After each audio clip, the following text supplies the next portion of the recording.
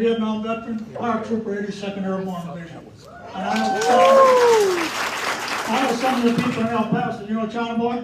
I sure do. I know him well. Yeah, I just saw him. 82nd Airborne in El Paso. Special Forces also. Yep. I'm having lots of problems with some of these things going on in this country. I was born and raised a Democrat. My father said that Lyndon Baines Johnson made a Republican out of him. I served as fourth in the state legislature on the legislative board of the Brotherhood of Locomotive Engineers for many years. Jimmy Carter made a Republican out of me after I saw what happened on Desert One and all the inflation. Now you talk about education. You know, the federal government only pays 6% for education in the state of Texas. Taxpayers pay the rest. My wife taught for 31 years and she didn't need a second job. I didn't appreciate you saying that that people are getting guns, that everyone should have to register for a firearm.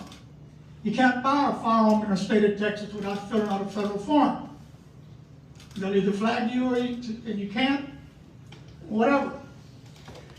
Also, we have a huge problem with illegals in this country, and it's illegal according to the Constitution of the United States.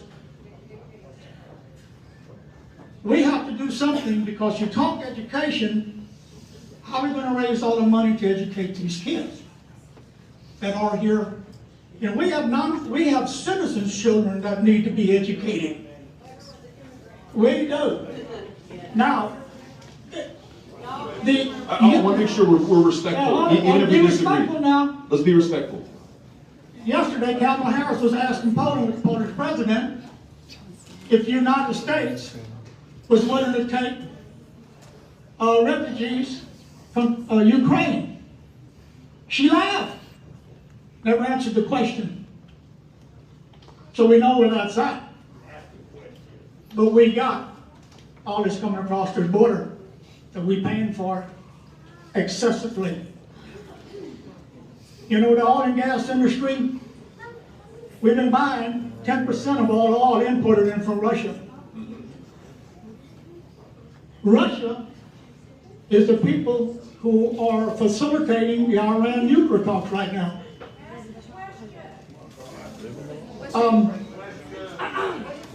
And we want to, why would we want oil from Iran, who's our mortal enemy? Maduro, sanctions on them in Argentina. That's the United States. We got a president administration down there trying to negotiate oil and gas from Venezuela.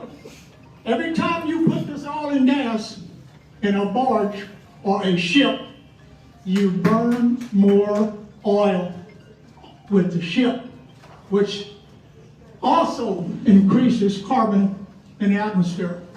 So we need to get down to some real darn looking at what is right and what is wrong. And do you support CRT in our schools? Oh, here we go. It's all right, it's all right, it's all right. Critical race. So a couple of things. First, I know that. Noah, can we work on that feedback? You got it? Okay. First, I know that everyone agrees that we are grateful to you for being here, for your service to our country, to your wife for her service to the community as a teacher. I actually think we probably agree, and you know, we can follow up later, but I think we agree on most of these issues. You said that nobody can buy a firearm in Texas without going through a background check.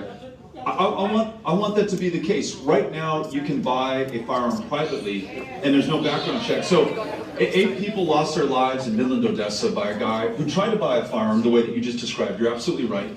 Was unable to do this because of the background check, and then could legally in Texas buy from a private seller. Bought that gun, went out, and killed a bunch of people in Midland, Odessa. So, I think maybe we agree that there should be universal background checks, and I think that's a great start. I think we both agree that we should, if we need to, increase domestic production here in Texas, because you're right, I don't want to import oil from Venezuela. I don't want to import it from Iran for sure. I don't want to have to go to war or have anyone else's kids go to war to protect our supply line. So we agree there, and I want to make sure that we increase production in Texas. I want the jobs to be here as well. And I think you and I probably are both on the same page as well.